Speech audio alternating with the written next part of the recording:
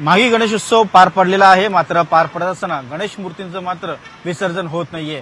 पीओपीचा मुद्दा जो आहे तो पुन्हा आता एरणीवरती आलेला आहे, कायद्याच्या कचाट्यामध्ये सापडलेला आहे. मात्र गणेश भक्त जे आहेत ते प्रचंड नाराज झालेले आहेत. आपल्यासोबत मुंबईतले प्रसिद्ध गणेश मूर्तिकार आहे, त्या मूर्तिकार संघटनेचे अध्यक्ष देखील आपल्यासोबत. आपण या सर्वांशी चर्चा करणार आहोत आणि एकूणच पीओपीच्या मूर्तींमुळे काय नेमकी अडचण निर्माण झालेली आहे, यातून कसा मार्ग काढावा लागेल याबद्दल आपण त्यांची चर्चा करणार आहोत. आपल्यासोबत प्रशांत देसाई संघटनेचे अध्यक्ष. काय सांगाल तुम्ही न्यूज 18 लोकमतला प्रेक्षकांना की आता गणेश मूर्ती ज्या आहेत, गणेश भक्तांनी छातीवरती एक प्रकारे दगड ठेवून त्या सर्व थांबवलेत, अतिशय भावनिक झालेले आहेत, मात्र प्रश्न सोडवायचा आहे, काय मार्ग निघू शकतो? नक्कीच गेल्या 130 वर्षामध्ये ही अशी पहिल्यांदा ही गोष्ट घडलेली आहे की आपल्या लाडक्या बाप्पाचं विसर्जन हे आपल्याला करता आलेलं नाही आहे. कारण त्याच्यामागचं मेन जे कारण आहे, जे न्यायालयीन कारण आहे की त्यांनी जो आदेश दिला आहे त्याच्यावर BMCने खूप स्ट्रिक्ट कारवाई केलेली आहे. पण ह्याच्यामध्ये सरकारने सुद्धा आम्हाला विसर्जनाची मुभा दिली होती, परंतु ती कृत्रिम तलावात दिली होती.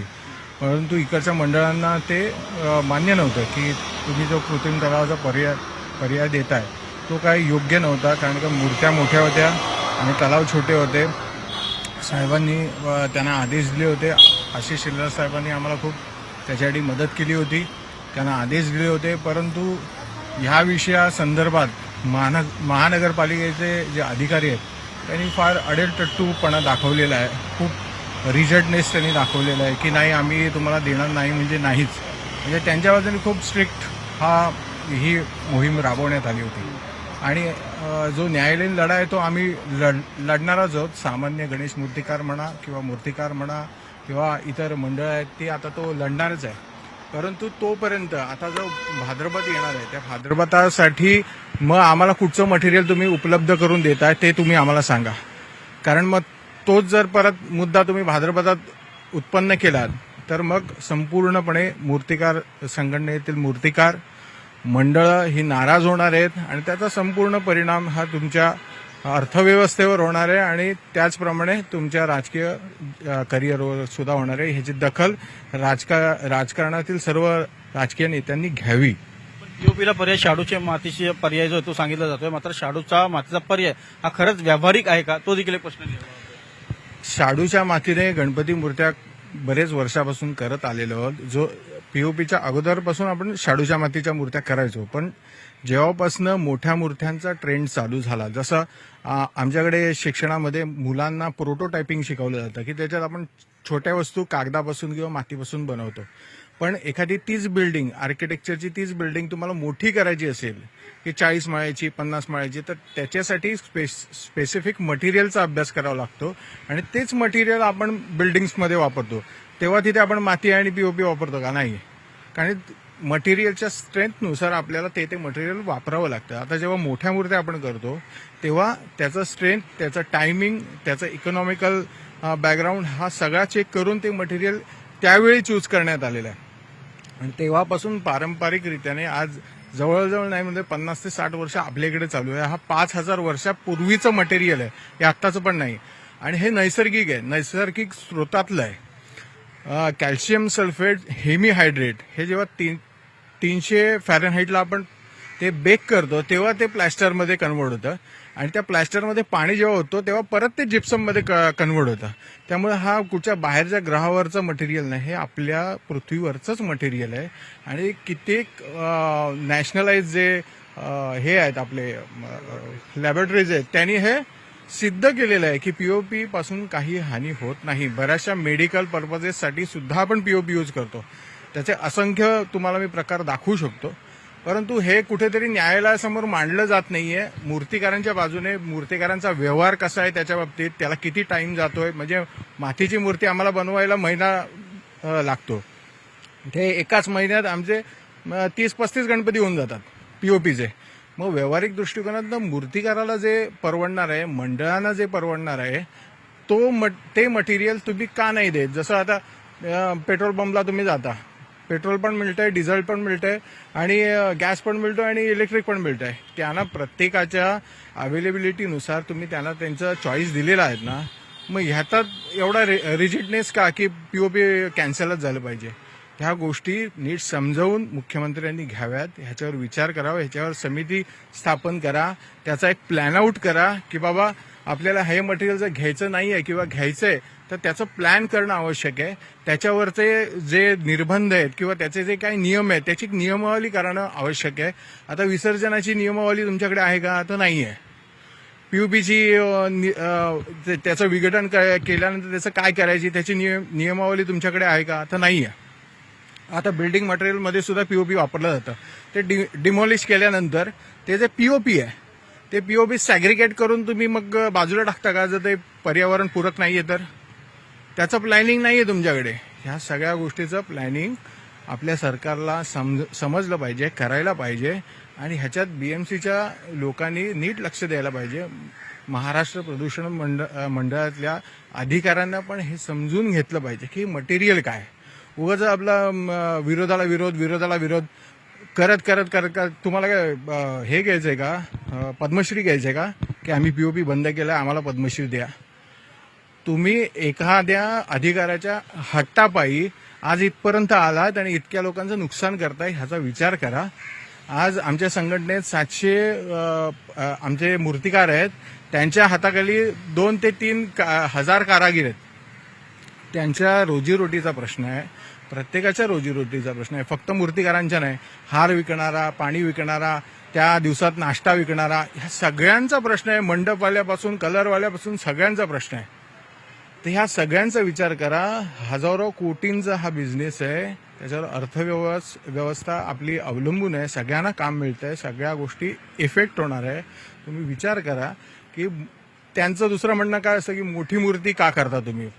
मोठी मूर्ती केली त्याच्यामुळे हे सगळं प्रदूषण होतंय. तर असं नाहीये. त्याच्या मागचं पण वेगळं कारण आहे, त्याचं वेगळं शास्त्र आहे. मोठ्या मूर्त्या का करतात त्याचं, तर ते पण तुम्ही समजून घ्या आणि त्यानुसार तुम्ही प्लॅनिंग करा आणि त्यानुसार आम्हाला ह्याच्यातनं सुटका द्या.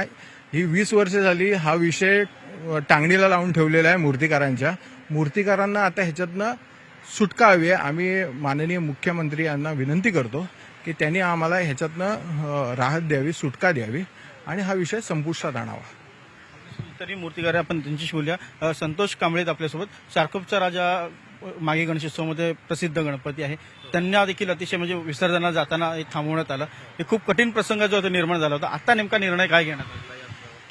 आता जसं निर्णय घेतला, आम्ही मूर्ती तर जागेवर ठेवलेली आहे आणि आमचं याचं की आम्ही हायकोर्टानं आम्ही आदर करून जो काही निर्णय घेतला आणि मूर्ती जागेवर नेऊन नाक्यावरती पाणी सोडलं, पायावरती आरती केली आणि एक आदर म्हणून आम्ही ती कोर्टाचा आदर करून आम्ही ती मूर्ती जागेवर ठेवलेली आहे.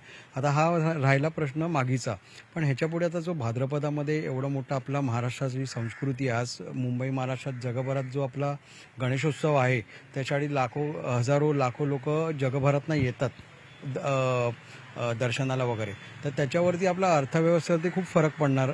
आणि त्याच्यानं जसं सांगितलं, प्रशांतनी सांगितलं की आज प्रत्येक मूर्तिकाराच्या मागे असंख्य कुटुंब आहेत जी आज रोजगारावर आहेत. आज आमच्यासोबतचे काम करणारे कारागीर असो, पान सुपारी देणारा म्हणजे जेव्हा गणपती बसला स्थापन झाल्यानंतर पान सुपारी, हार, नारळ, तो इतर प्रत्येक ज्याचं घर हातावर आहे त्याच्यावरती सर्वात त्याच्या मागचं जे एक साधन म्हणजे हा आमचा गणपती उत्सव आहे आणि त्याच्यात बाप्पाच्या माध्यमातून सगळ्यांचा रोजगार चालतो आहे.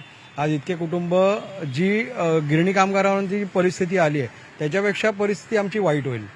आणि आज प्रत्येकाच्या बिझनेसला आज म्हणजे माझ्या स्वतःच्या कुटुंबाला आज आम्ही गेले 100 वर्ष, आज राजाला 91 वर्ष आली, आज 3 पिढ्या आम्ही राजाची सेवेमध्ये आहोत. असेच आम्ही बरेच मूर्तिकार आहेत जे पिढ्यानपिढ्या ह्या क्षेत्रात आहेत.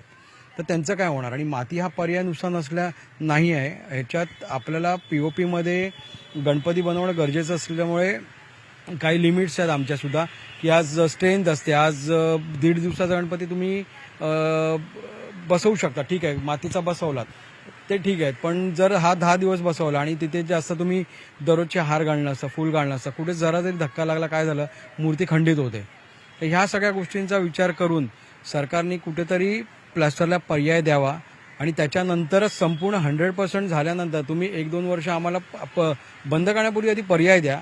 संपूर्णपणे तो पर्याय जर सक्सेसफुल झाला त्याच्यानंतर मग तुम्ही याचा डिसिजन द्या. मग आम्ही सर्वतोपरी सगळेही ॲग्री होऊ की बाबा हा आता आपल्याला कुठे पर्यावरणाचं नुकसान करायचं नाही. आणि आम्ही नुकसान करतच नाही, कारण जे शास्त्रज्ञांनी जसं प्रशांतनी सांगितलं की जो अभ्यास झालेला आहे त्याच्यात सेंट्रल गव्हर्नमेंटनी काही शास्त्रज्ञ वगैरे मिळून जो एक रिपोर्ट दिलेला आहे त्याच्यामध्ये प्लॅस्टर हे नॅचरलच आहे, हे हानिकारक नाही आहे. तर त्यामुळे मी आणि आमच्या सगळ्या मूर्तिकार संघटनेतर्फे मी मुख्यमंत्री साहेबांना हेच सांगू इच्छितो की तुम्ही एक समिती नेमा, त्याच्यामध्ये तुमचे सिनियर्स असतील, म्हणजे जे कोणी रिसर्च सायंटिस्ट असतील किंवा मूर्तिकार क्षेत्रातनं एखादे 1-2 तुम्ही मूर्तिकार घ्या जे सिनियर लेवलला, ज्यांना एक्सपिरियन्स आहेत, जे म्हणजे ज्यांना उच्च शिक्षण केलेलं आहे, जे शेजे स्कूल ऑफ आर्ट्स किंवा असे चांगल्या चांगल्या शिक्षण संस्थेतनं आहेत, त्यांना बसवून तुम्ही एक समिती नेमा. त्याच्यानंतर मग स्टेप बाय स्टेप, आम्ही म्हणत नाही की तुम्ही पूर्णपणे म्हणजे बंद नका करू असं म्हणतच नाही, पण कुठेतरी अभ्यास करा त्या गोष्टीचा. आणि त्याच्यानंतर मग एकदा सक्सेसफुल, जसं आम्ही म्हटलं की त्याला 1 वर्ष जाईल 2 वर्ष जाईल, पण एकदा सक्सेस झालं ना त्याच्यात की बाबा हा प्लास्टरला हा पर्याय आहे, त्याच्यानंतर मग तुम्ही जे निर्णय द्याल तो आम्हाला सगळ्यांना मान्य असेल. त्यासोबत इतरही मूर्तिकार आणि मंडळांचे काही पदाधिकारी आपण त्यांची देखील थेट बोलूया. काय नेमकं म्हणणं आहे मंडळांचं? मंडळांचं म्हणणं आहे जोपर्यंत पर्याय प्राप्त होत नाही तोपर्यंत आम्ही पीओपी ठेवणार. त्या संदर्भात तुम्हाला प्रशासनाशी झगडावं लागतंय, म्हणजे मुंबई महापालिकेशी झगडावं लागतंय. आता हा संघर्ष आपल्या गणेश हा आपला श्वास झालेला आहे आणि गणेश उत्सव नसेल तर जगणं कठीण होणार आहे. त्यामुळे सर्वांना यामध्ये सहभाग होऊन लढा द्यावा लागणार आहे. त्याच वेळेला याच्यामधनं पर्याय निघेल. तर पर्याय काय असू शकतो? हा पर्याय जो आहे तो संयुक्त असला पाहिजे, जो गणेशोत्सव मंडळांना, गणेश मूर्तिकारांना आणि गणेश भक्तांना देखील आवडणारा आणि त्यांना एक सर्वमान्य असावा असा असला पाहिजे. मात्र त्याबद्दल आता राज्य सरकारने स्वतःहून पुढाकार घेतला पाहिजे आणि ही कोंडी जी निर्माण झालेली आताची ती फोडली गेली पाहिजे.